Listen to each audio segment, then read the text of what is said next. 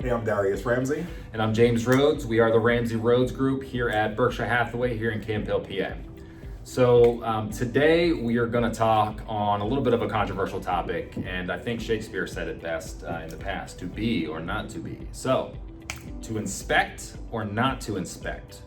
It's a question we get asked quite a bit, and we got to talk to and counsel our clients all the time, buyer and seller, on should we ask for a home inspection? And the answer is yes and no. In previous markets, we've always, and we still today are always going to suggest it's in your best interest as a buyer to get a home inspection. And we want to keep you protected in that regard. We want to know what you're buying and talk about the details in that regard. In today's world, you're kind of getting looked at and frowned upon when you're making an offer with a home inspection, and it might put you in a position where you're not going to be successful in a multiple offer and a competitive offer situation. We're not really comfortable with it. At the end of the day, like it really this gets at you, right? So we want to make sure that our buyer clients are protected, right? So we want to make sure that at the end of the day, they get a home, they know what's going on inside that home.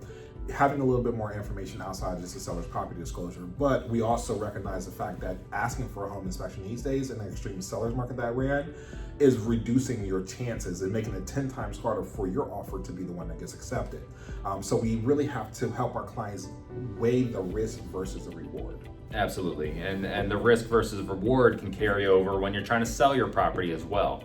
I mean, at the end of the day, we're always going to suggest our sellers, why not get a pre-list home inspection? Let's talk about disclosing the details on your property, the condition, the age, everything fully, even further than just the seller's property disclosure right up front. And at the end of the day, when you're trying to sell your property, you want a buyer, or many buyer in today's market is putting together the best possible offer to give you top dollar and making the ease of the process. And a great way to do that is with a pre-list home inspection. Right, so the pre-list home inspection is one of the things that we really do encourage our sellers to do. Yes, it sounds good at first when like, hey, this person offers, they're solid, they're paying me above the asking price, they're not getting a home inspection. But one thing that we really need to consider is what happens if something goes wrong after they buy. Not accepting an offer that doesn't have a home inspection or a pre-list home inspection doesn't close the door on liabilities or mitigation afterwards. We're starting to see a little bit of a rise in the number of mitigation files that are being claimed, where buyers are buying a home, feeling as though they couldn't get a home inspection, and then they get into the home and they're finding that something's wrong, whether it be something that wasn't disclosed or anything like that, but it's now opening up litigation for the potential seller. So one of the things that you can do to kind of alleviate that is to get a pre-list home inspection. We always like to tell people that you want to be able to tell your potential buyer what's going on with your house. You don't want that buyer to explain to you what's going on in your house.